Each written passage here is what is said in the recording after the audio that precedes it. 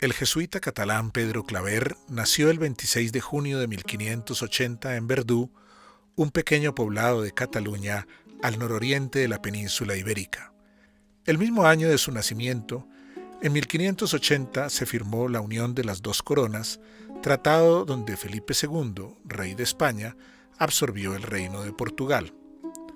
A los 15 años recibió del obispo de Vic la primera preparación para iniciar una vida eclesiástica y fue enviado a Barcelona como estudiante externo, donde realizó 3 cursos de gramática y retórica.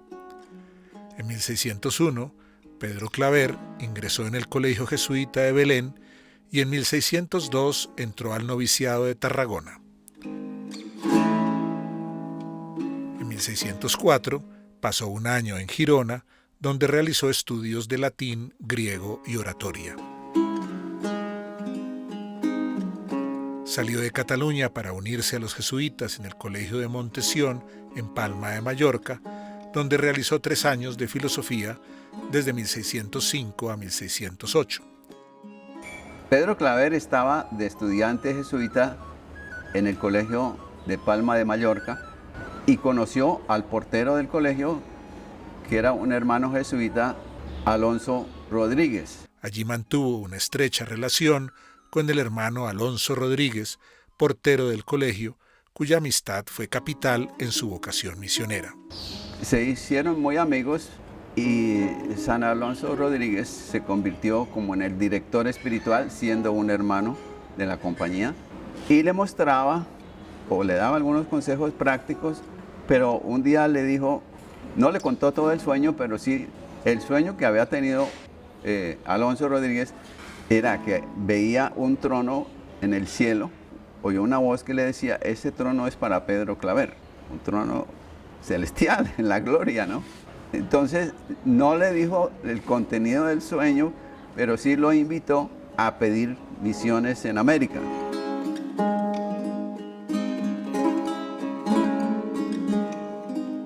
Su maestro espiritual lo había convencido de ser misionero en América. Tal vez no le había dado muchos detalles.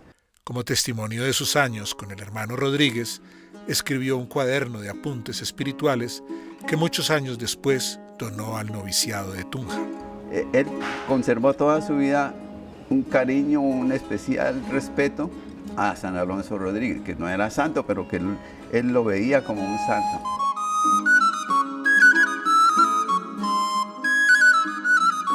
Al iniciar su segundo año de teología, fue destinado a la entonces viceprovincia del Nuevo Reino de Granada. Zarpó de Sevilla el 15 de abril de 1610. Era una armada de 3 galeones, en los cuales en uno de ellos, de nombre San Pedro, viajaban 4 jesuitas. Alonso Mejía, Juan Gregorio, Juan Cabrera y Pedro Claver era un joven de 30 años. 2 meses después, en junio de 1610, llegaban a Cartagena de Indias y fueron recibidos por sus compañeros jesuitas en el estrecho colegio que llevaba 6 años desde su fundación. Allí Claver conoció al hombre que habría de ser su segundo maestro, el padre Alonso de Sandoval, quien trabajaba desde 1605 asistiendo a los esclavos de Cartagena. Esa muchacha llorona, vaya pues, déjala ir por toda la capital, ay, vaya pues. En las pocas semanas que pasó Claver en esa ciudad, antes de seguir camino hacia Santa Fe, aprendió mucho de Sandoval sobre la esclavitud, pues éste reflexionaba y preparaba un libro sobre el tema.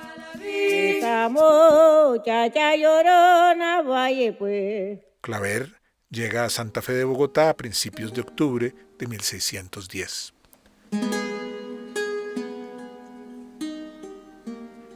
En 1611 lo pasó en el Colegio de San Bartolomé, dedicado a repasar la teología y con labores en la residencia.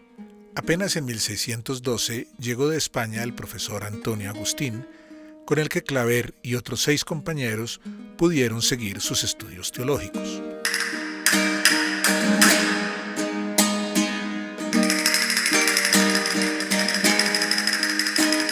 En Bogotá, Pedro Claver termina la teología y él pensaba ser sacerdote, pero en ese momento no había obispo en Bogotá.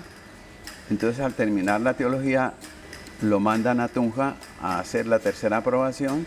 2 años más tarde, los culminó y fue enviado al noviciado de Tunja para hacer allí su tercera aprobación. En Tunja, Claver colaboraba atendiendo la portería, quizá recordando al hermano Alonso Rodríguez. En ese momento, le pidió al padre provincial, el padre Gonzalo de Lira, que lo dejara quedarse en Tunja como hermano coadjutor.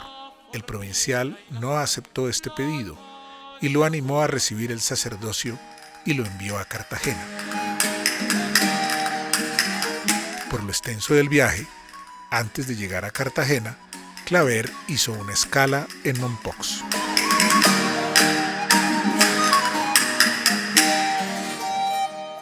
Aquí en esta iglesia con convento, los mismos padres jesuitas lo nombran, que estuvo alojado San Pedro Claver por 3 veces, para principios de 1600, cuando él subía y bajaba a Bogotá antes de que él fuera ordenado.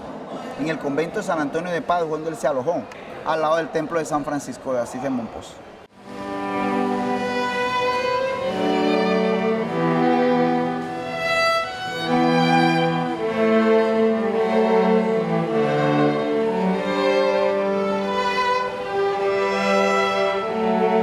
El padre Pedro Claver se ordenó en la Catedral de Cartagena por el obispo dominico Fray Pedro de la Vega el 19 de marzo de 1616. Viene a Cartagena, donde sí había obispo, y se ordena en Cartagena, y desde que se ordena en Cartagena como sacerdote hasta casi su muerte, se dedicó a cuidar material y espiritualmente a los esclavos negros traídos de África. Fue el primero de la compañía que celebró misa nueva en esa ciudad. El cuerpo y la sangre de Cristo nos guarden para la vida eterna. Fue en la capilla de la Virgen del Milagro, iglesia de la antigua residencia. La imagen fue regalada al padre Sandoval en Zaragoza, Antioquia, donde había ido a misionar.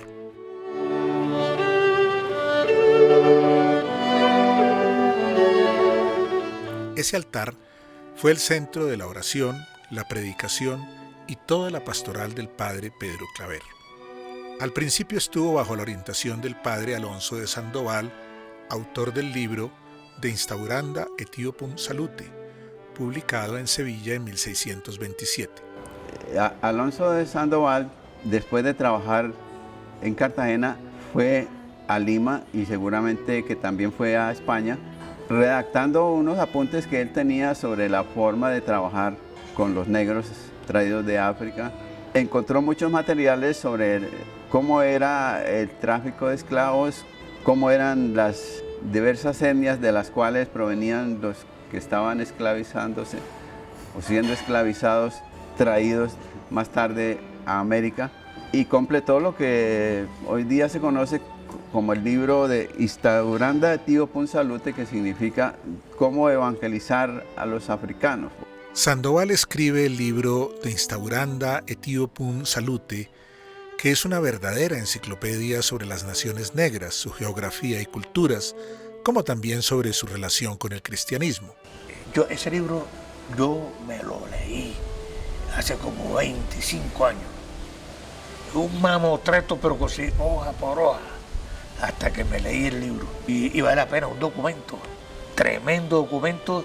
Y para esa época el sacerdote Alonso Sandoval hizo un trabajo excepcional. Uno de los principales legados para entender todo este escenario colonial son los escritos de Sandoval, que era una especie de etnógrafo.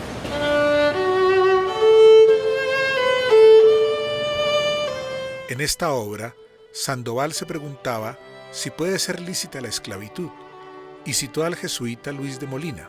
Esa esclavitud es injusta e inicua y todos los que la ejercen pecan mortalmente y están en situación de condenación eterna. Esta visión era compartida por el padre Claver, quien decidió no enfrentarse a ese sistema. Pedro Claver, pues en ningún momento, por ejemplo, planteando la abolición de la esclavización ni ese tipo de cosas, entre otras cosas porque muchos de estos elementos que ya son de la política liberal moderna no se han inventado todavía. Estamos hablando del siglo XVII, es demasiado prematuro plantear la libertad tal como se entendió ya en el siglo XVIII y sobre todo en el siglo XIX. No escribió contra la esclavitud, ni la atacó abiertamente, pero sí la combatió con hechos, dando amor y contención a los hombres sometidos. Y él insistía mucho, especialmente en el amor verdadero a Dios y en el amor verdadero al prójimo. O sea, no les complicaba la vida y ellos entendían que ser cristiano era eso, amar de verdad a Dios, amar de verdad al prójimo, y no les complicaba con teorías teológicas lo que ellos podían entender que era lo básico y esencial de la vida cristiana.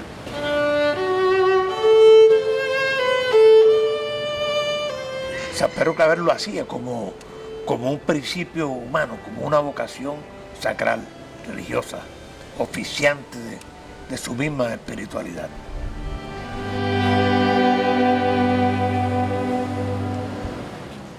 Mi nombre es Alfonso Cassiani Herrera.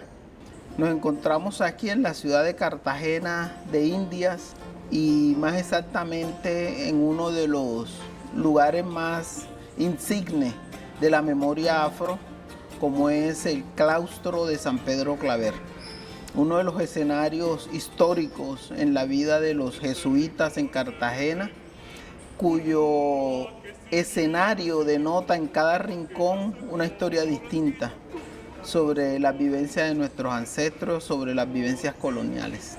Pedro Claver era un hombre de calle, era un hombre que salía a buscar a los esclavizados, era un hombre de plaza, que llegó incluso al arrabal de Getsemaní.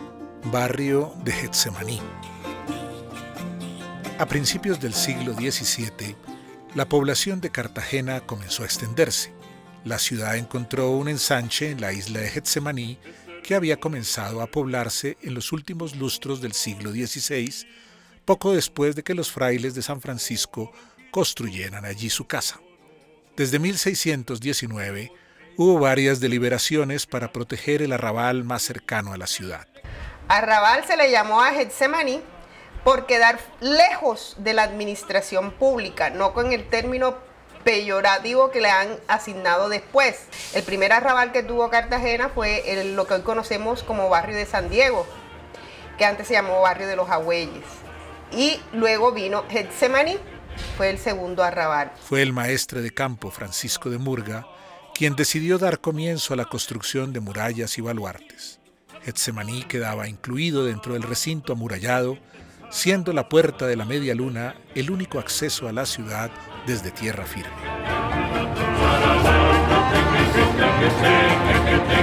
Porque bueno, hubo un proceso de declaratoria de la ciudad como Patrimonio Histórico de la Humanidad en 1984, que hace que mucha gente ponga los ojos sobre el barrio de Getsemaní. Bueno, la población natural de Getsemaní, inicialmente estábamos habitados por los indios caribes. Aquí se asentaron y se llamaban los indios calamarí, tenían sus asentamientos, pero con la llegada de los españoles, esta población fue desapareciendo por todas las enfermedades que fueron llegando. Y hubo un cambio de población porque traían muchos esclavos. La mayoría de la población en Cartagena es descendiente de afro debido a que fuimos descendientes o somos descendientes de los esclavos africanos. Getsemaní es el barrio dentro del recinto histórico de Cartagena, el barrio más grande que tiene Cartagena. Fue considerado el Rincón de Negros y precisamente allí es donde entra Pedro Claver a ser parte de esa nominación de Rincón de Negros. Los cabildos del Getsemaní eran poco accesibles para la iglesia. Entonces, en esa época eran los jesuitas, la época de San Pedro Claver. Entonces era una odisea para San Pedro Claver llegar allá. Vamos negros de Guinea a López Brito sola.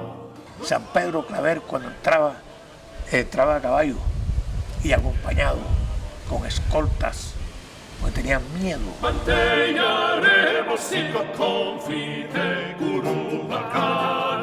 Getsemaní era un barrio donde llegaban los bergantines, las embarcaciones menores.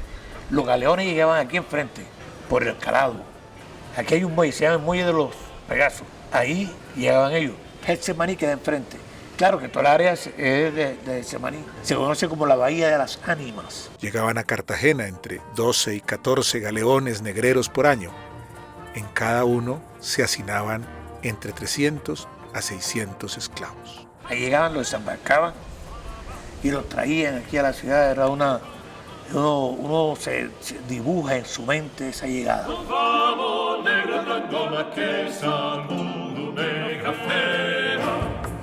Los esclavos eran descargados en unas barracas donde se reponían de la terrible travesía. Se les clasificaba antes de ser puestos a la venta en Cartagena o ser llevados a otros puertos. En estas concentraciones, Claver hacía la catequesis bautismal valiéndose de intérpretes. Luego esto se fue haciendo más difícil y los jesuitas decidieron comprar a estos intérpretes, aunque parezca paradójico. Pero debía tener un grupo de intérpretes negros que lo asistieran y ayudasen a catequizar a otros esclavos que hablaban muy distintas lenguas. Muchas veces la gente ha dicho aquí que San Pedro Claver era propietario de muchos esclavizados, de muchos africanos. Él tenía 17 traductores. Eran intérpretes que hablaban en su propia lengua a grupos étnicos especiales.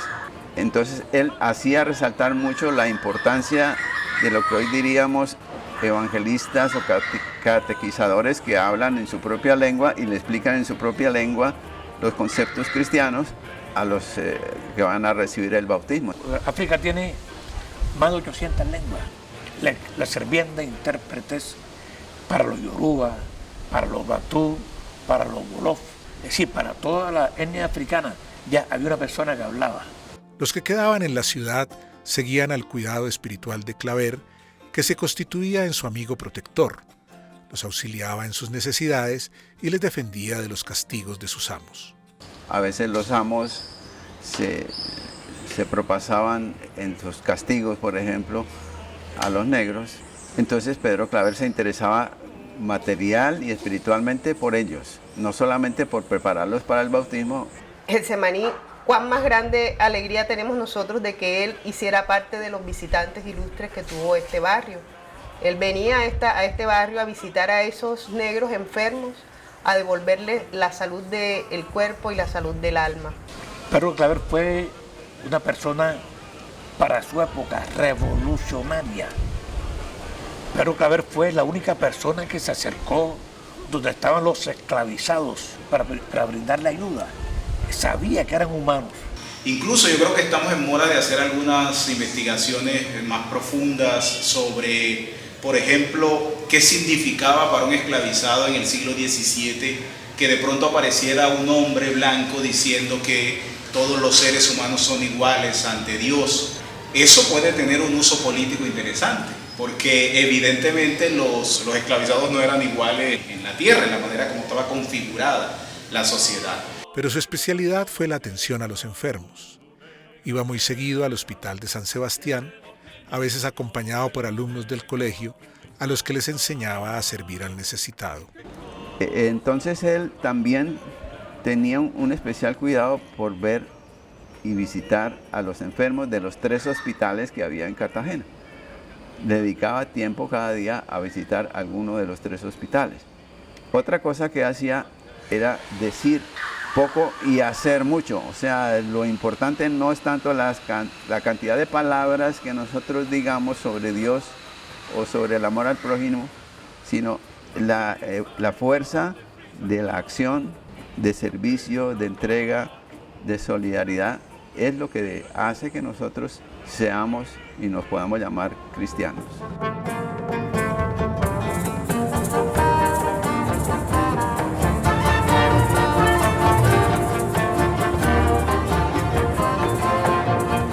A los 6 años de haberse ordenado sacerdote, hace la profesión solemne y firma los votos, la fórmula de los votos la firma Petrus Claver Etiopum Semper Servus, es decir, Pedro Claver, servidor esclavo de los africanos para siempre. Entonces esa fórmula, digamos que no se quedó escrita, sino que fue vivida con el sacrificio, con la entrega, con la generosidad total, de que le entrega su vida toda a eso que él veía como el ministerio que Dios le estaba señalando a través de Alonso de Sandoval, en la forma en que trabajaba él, sino también antes le había dicho en Pamba de Mallorca, San Alonso Rodríguez, hermano coautor, vete a América, que allá vas a tener un apostolado que Dios te está preparando, digamos.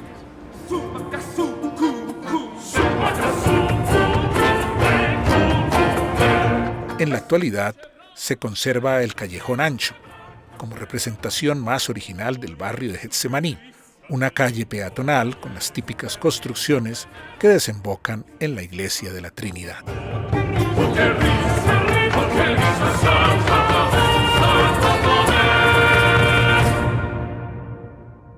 Creo que lo otro también importante que hay que decir de Pedro Claver y el papel que jugó es que como las órdenes religiosas, como muchas de las órdenes religiosas, pero específicamente la jesuita que se encarga del trabajo de evangelización de la población negra esclavizada, puede leer el comportamiento y la cultura de esa sociedad negra.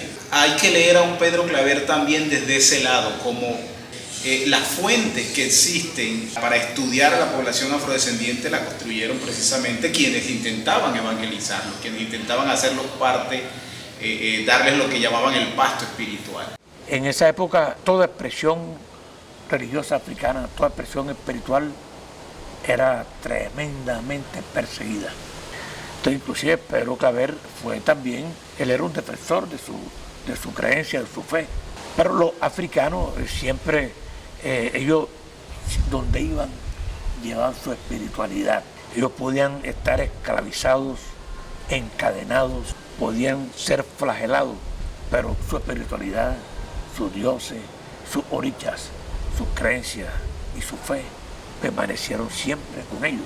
Inclusive se presentaba un fenómeno que en los sitios de confinación, en sus sitios de esclavización, llámese hacienda, plantaciones, fincas, ellos tenían sus rituales, ellos invocaban sus orichas. Entonces los españoles, que eran quienes los esclavizaban aquí en esta ciudad, en este puerto, ellos desconocían eso. Entonces los domingos, cuando ellos permitían que los africanos esclavizados, algunos, salieran y se reunieran en los cabildos, sobre todo el esclavizado urbano, ellos bailaban, danzaban y ponían una imagen de Santa Bárbara.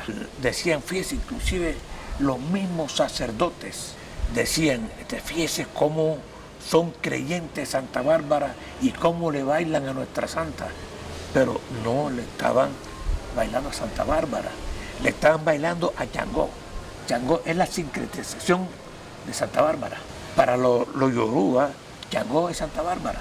Pero ellos hicieron así para sincretizarla, para poder adorar a sus dioses, poniendo un ícono religioso de la Iglesia Católica. Y los curas, los sacerdotes y la ciudadanía decían, qué canto tan hermoso, porque realmente son cantos hermosos.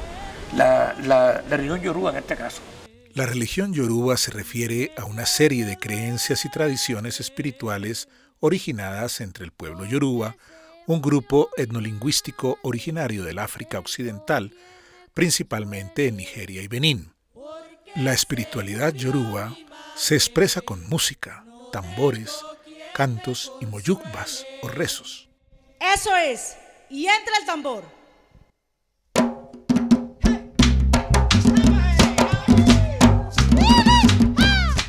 Todas estas canciones, todo este tipo de salsa, de la salsa que conocemos nosotros, que es ese ritmo que pone a danzar a la gente, la mayoría son extraídas de la religiosidad yoruba, de la espiritualidad yoruba. Son canciones que se entonan en los ceremoniales y es la manera como se le canta a las divinidades. Existen los babalao, o sacerdotes como Antonio Prada Fortul. Bueno, yo me llamo Antonio Prada Fortul, soy escritor, investigador, soy sacerdote yoruba, soy babalao.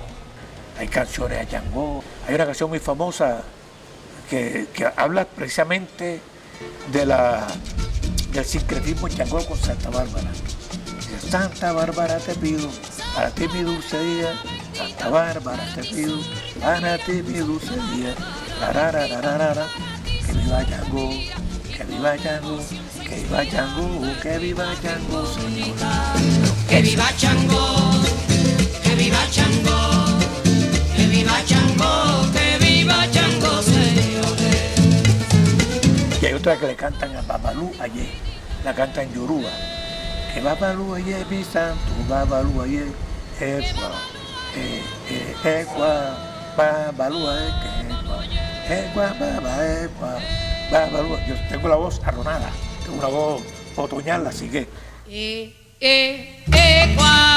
Babalú Ayé, Babalú Ayé, viejo, Babalú Ayé. La provincia de Cartagena, cuando se habla de la provincia de Cartagena, tenían en su centro, en el corazón, una zona boscosa de montañas de difícil acceso, que son los Montes de María. Estas serranías fueron las que sirvieron de refugio a la mayor cantidad de palenques que se conocen en la época. Los palenques eran las comunidades libres que formaban los hombres cimarrones. Cimarrones esclavizados que se hacían libres. Se encuentran en San Miguel Arcángel varios palenques que habían en Montes de María. Sin embargo, ese palenque que en ese entonces el obispo Antonio María Cassiani le llamó Palenque Magno, recibe posteriormente el nombre de San Basilio de Palenque. San Basilio de Palenque. Ay, Padre mío San Lázaro, ayúdanos en nombre de Dios. Padre mío San Lázaro, ay, pero que sea de corazón. Padre mío San Lázaro. Este pueblo se fundó en 1603 por Bencos Biojó.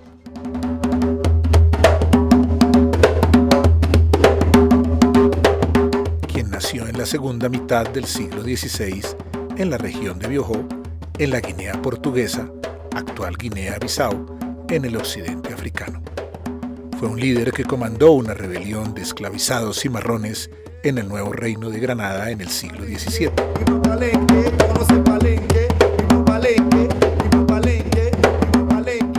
Es este pueblo libre que conservó y conserva una serie de prácticas, manifestaciones, representaciones. Pues bueno, yo soy músico de la tradición palenquera y en el espacio toqué el tambor alegre, que el tambor representa la libertad porque fue el primer medio de comunicación que se utilizó para comunicarse entre negros y negras, entre barrios, entre comunidades, y es muy importante en nuestra comunidad. Somos el primer pueblo negro libre de América y bueno, tratamos siempre de mantener como ese legado que hemos heredado de los africanos que lucharon precisamente contra la corona y que hoy somos libres gracias a ellos. Lo que pretendemos es mantener vivo ese legado que ellos dejaron acá. Al igual que el padre Alonso Sandoval primero y luego San Pedro Claver, ellos bregaron por una liberación integral y fueron la contención más humana para todos los esclavos. Claver nunca quiso aceptar ser enviado para convencer a los cimarrones. Se cree que en sus recorridos visitaba de manera clandestina los distintos palenques, evangelizando y alentando a los negros libres. Era la general defensa y refugio de todos los morenos y morenas. La lengua palenquera, los peinados. Aquí en Palenque hay una lengua propia que se llama lengua tradicional palenquera. Es una lengua que nació en el siglo XV-XVI, a mediados de estos siglos, con la intención de comunicarse entre negros y negras que estaban siendo oprimidos o esclavizados más bien. Asinahue, Majende Mi, como Cusatá, y Hacenda Froneto, y Palengue represent, y Hacenda Cancamaján, y Cuadro Mi, que se llama con Vileza Mi. Vengan a Palenque, conozcan nuestro pueblo.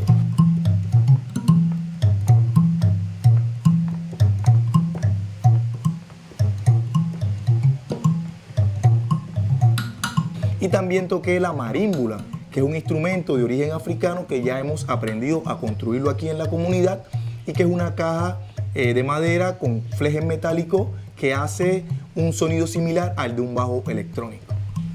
Y nosotros le llamamos el bajo silvestre. La música, la ritmicidad, la ritualidad fúnebre, el lumbalú, entre estos. Bueno, aquí en la sede también tenemos el pechiche, que es el tambor mayor, primer medio de comunicación para los palenqueros y palenqueras, pero también para los negros en ese momento difícil.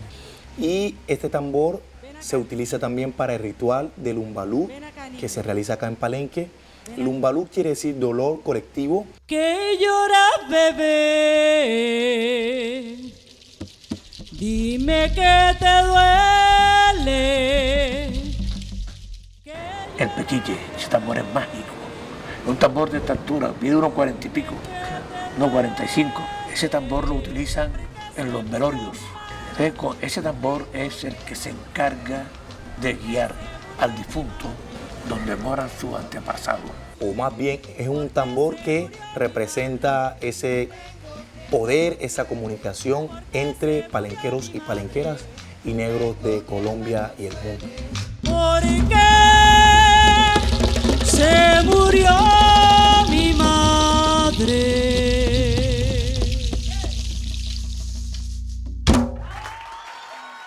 San Basilio ahora es un corregimiento en el municipio de Mahates, en el departamento de Bolívar, a 50 kilómetros de Cartagena de Indias.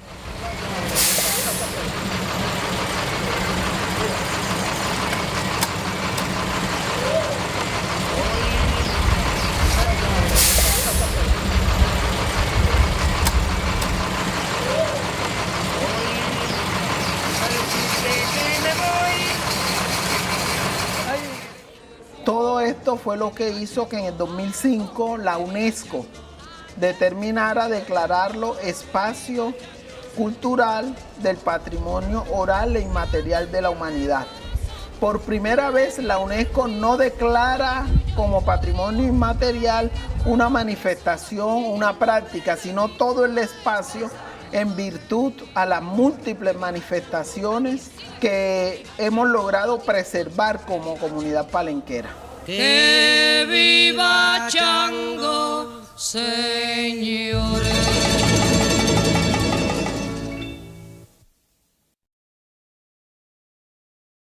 Capilla del Cristo y antigua sacristía.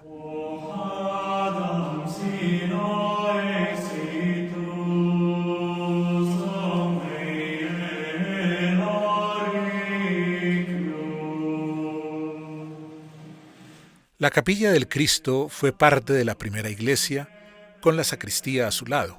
Es el testimonio arquitectónico que perdura todavía y donde Pedro Claver tenía su confesionario. Pedro Claver gastaba una parte de su tiempo atendiendo confesiones y prefería a los negros antes que a los blancos, y eso le molestaba a los blancos, ¿no? Confesar primero a los negros y después, si les sobraba tiempo, confesaba a los blancos. Su confesionario estaba detrás de la puerta menor de la iglesia que mira a la capilla de Nuestra Señora del Milagro.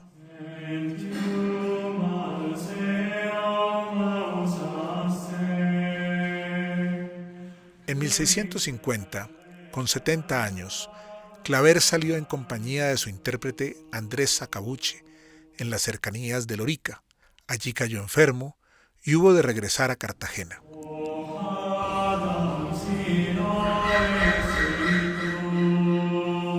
Al año siguiente, una peste asoló la ciudad y se contagió, pero resistió, mientras que en la comunidad 9 jesuitas se enfermaron y murieron.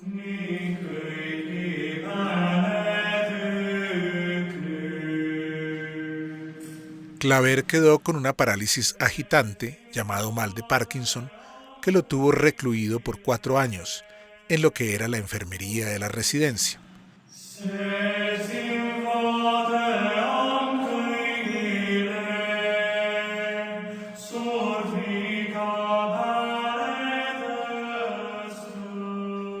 Mientras afuera seguían sufriendo los esclavos, se agregaba la agonía y muerte de Alonso de Sandoval en 1652 y llegaba un relevo con el padre Diego Fariña para encargarse del trabajo con los esclavos. El 6 de septiembre de 1654, Claver pidió que lo bajaran a la iglesia para recibir la comunión y hacer su última visita a la imagen de Nuestra Señora del Milagro.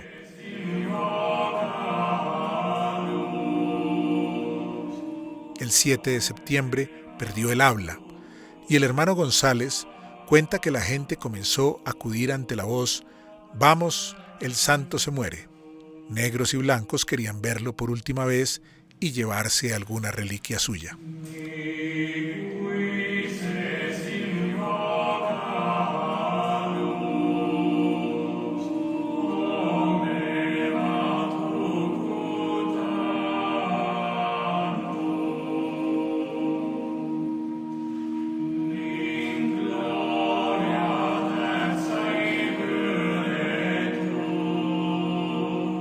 Pedro Claver se fue extinguiendo y murió en la madrugada del 8 de septiembre, día de Nuestra Señora. El pueblo comprendió, ahora sí, qué clase de hombre había sido Pedro Claver.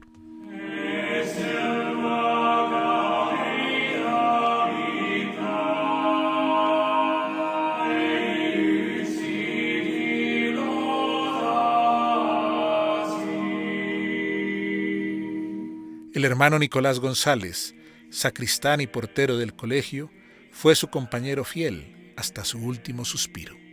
Más tarde, comenzaron las informaciones para el proceso de beatificación. Solo los testimonios del hermano Nicolás González ocupan 130 páginas. La mayoría de los testigos son los pobres y de manera especial los esclavos. El portero, uno de los testimonios que salen en los documentos de beatificación y canonización, es que el hermano de la portería de noche lo llamaba, a veces muy rara vez lo llamaba de noche, pero al llamarlo de noche lo encontraba en oración.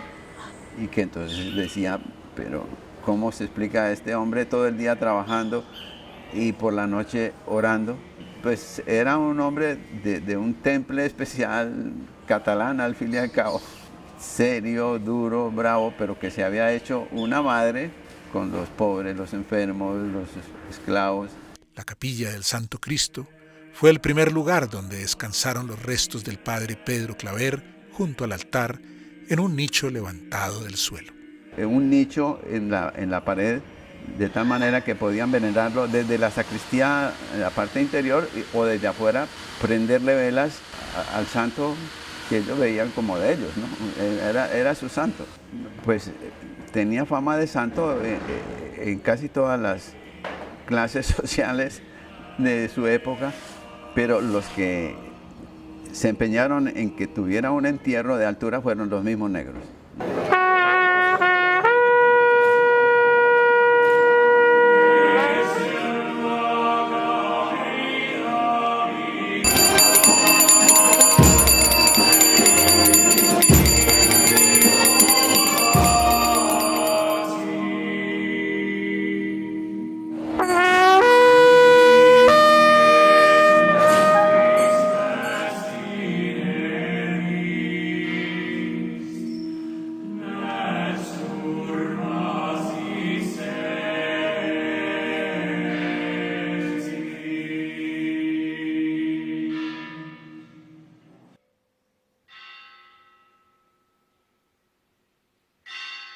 Después de un largo proceso, interrumpido por la expulsión y supresión de la compañía, el Papa Pío IX declaró beato a Pedro Claver en 1851. Y finalmente, el 15 de enero de 1888, el Papa León XIII lo canonizó junto con su maestro espiritual, el hermano Alonso Rodríguez, y el joven estudiante Juan Bermans.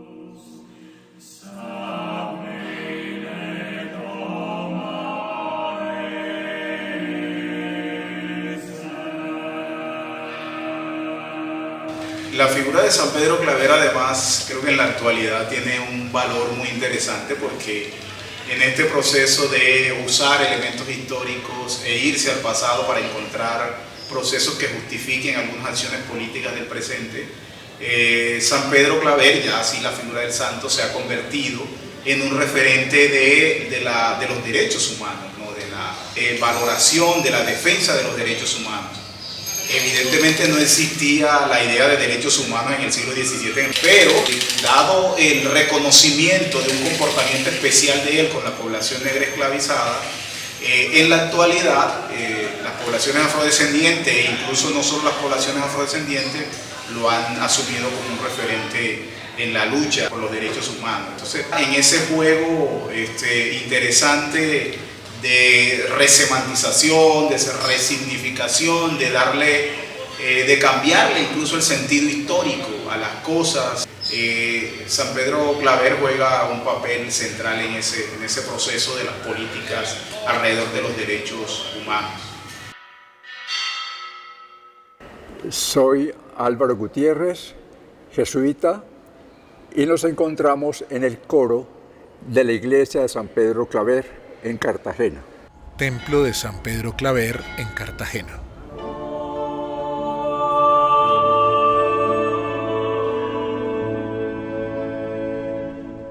Aquí me encuentro desde hace varios años y por lo mismo he estado siempre muy atento a la vida de las comunidades afrodescendientes en este lugar. Además, tuve la oportunidad de vivir muchos años en el Congo, en el África, de manera que siempre he estado muy atento a la evolución de estas comunidades que conoció y amó San Pedro Claver. En este momento, en esta iglesia, algo que evoca las realidades afrodescendientes, las poblaciones negras, lo contemplamos en los distintos vitrales de este templo. Aparece San Pedro Claver rodeado de personas negras. Hoy, en Colombia, hay una mayor presencia de personas, no del África, no originarias, sino descendientes de las personas que fueron esclavizadas en los siglos anteriores. Y esto mismo me hace pensar que estas personas de origen africano que aparecen en los vitrales de esta iglesia se bajaron de los vitrales.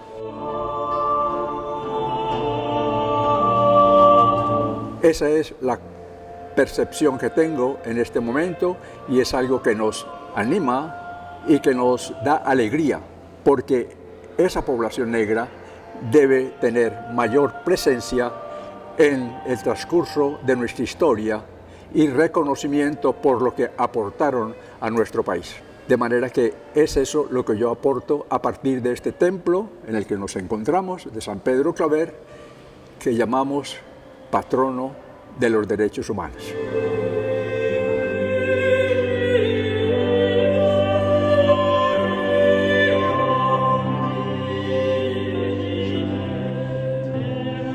Solamente constaba que en 1695 estaba decidida su construcción y se empezaba el acopio de materiales. Todo el tiempo he sido muy aficionado a la historia de la compañía, sobre todo en el Nuevo Reino, sobre todo a partir de mi tesis de doctorado, que fue sobre un jesuita de la colonia que se llamaba Juan Martínez de Ripalda. El padre Juan Martínez de Ripalda, procurador de la compañía, anuncia en la audiencia de Santa Fe que en 1631 el colegio había comprado la estancia de San Bernabé en la isla de Tierra Bomba. Dicha hacienda contaba con un horno para fabricar tejas y ladrillos, y así levantaron en piedra y calicanto la nueva iglesia. Y eso era la antigua sacristía, porque la iglesia era lo que hoy es el frente de la casa. Esta iglesia que nosotros vemos ahora se hizo 100 años después de la muerte de San Pedro Claver. El documento gráfico más antiguo en que aparece la planta del templo es un plano de la ciudad de 1716 realizado por el ingeniero Juan de Herrera y Sotomayor.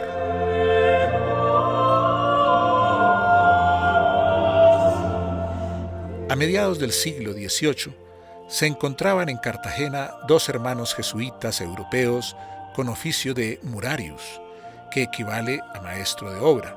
Ambos intervinieron en la construcción del nuevo templo. El primero de ellos fue el hermano Lorenzo Koninck, oriundo de Ámsterdam y novicio de la compañía desde 1729. Llegó a América en 1735 y debió quedarse en Cartagena. La influencia del hermano Koninck en el templo, que ya estaba en construcción, la tuvo en la nave central y luego en los balcones corridos del segundo piso, influencia de los hermanos alemanes en los templos jesuíticos americanos.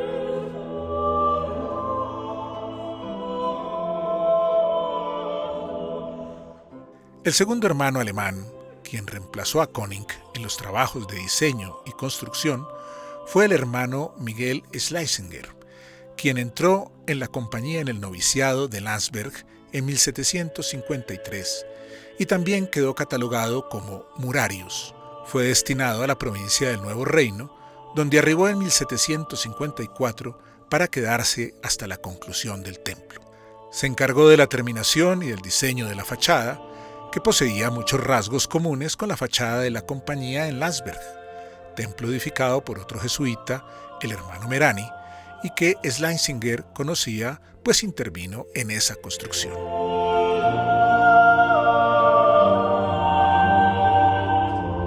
Ambos templos poseen hornacina sobre la puerta principal y el conjunto de ambas fachadas es de barroco ascético, con marcada tendencia hacia lo simple y austero.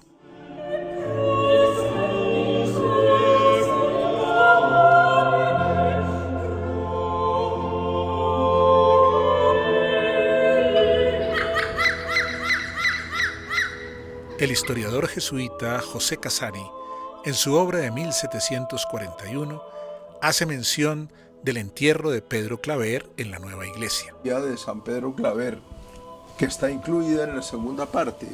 Mira, este es el comienzo de la segunda parte. Casani fue un gran personaje en Madrid y él nunca vino a América. Se consideró que cerca de 1760 se dieron por concluidas las obras del templo de San Pedro Claver.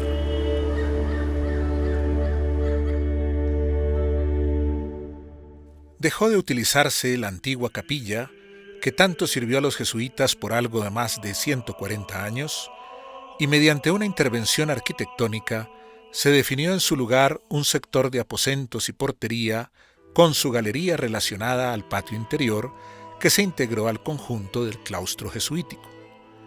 En 1767, mediante el decreto de expulsión de la compañía por el rey Carlos III, los jesuitas de Cartagena fueron despojados de los edificios del colegio y el templo, así también como de sus haciendas anexas.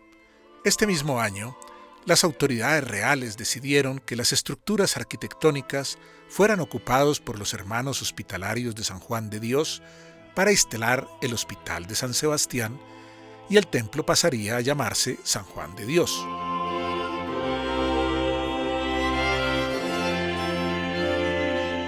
A finales del siglo XIX, gracias a la gestión del entonces arzobispo de Cartagena, Eugenio Bifi, se restauró la iglesia y se agregaron elementos arquitectónicos neoclásicos como el altar mayor, obra de Vittorio de Montarsolo, y el púlpito, ambos de factura italiana.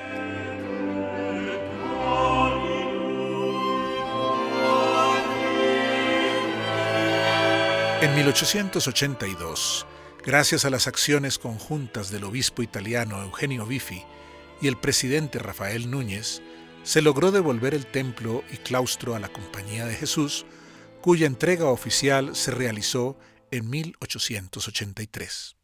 En 1887, por iniciativa del obispo Bifi, se consiguió apoyo económico y así embellecieron el interior del templo y cambiaron su nombre por el de San Pedro Claver. El 15 de enero de 1888, cuando fue canonizado Pedro Claver por el Papa León XIII, el templo se encontraba en proceso de embellecimiento, por lo cual Bifi improvisó el altar y, rodeado de una devota y entusiasta multitud, entonó el Te Deum en acción de gracias. Miserere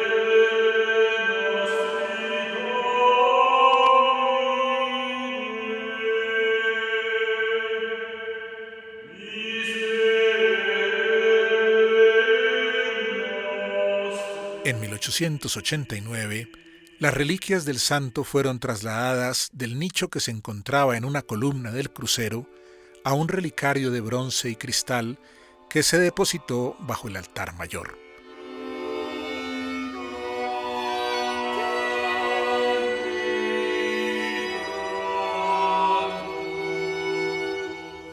En 1921 se llevó a cabo otra reforma. Se eliminó la antigua cúpula, tipo medialuna, y se reemplazó por una de estilo neoclásico, obra del arquitecto francés Gaston Lelarche. Hoy tenemos la visual compuesta por esta cúpula neoclásica y las torres barrocas alemanas.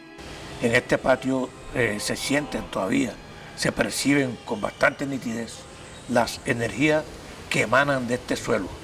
De manera que es un sitio especialmente mágico y que tiene esa calidez, esa espiritualidad que lo arropa a uno.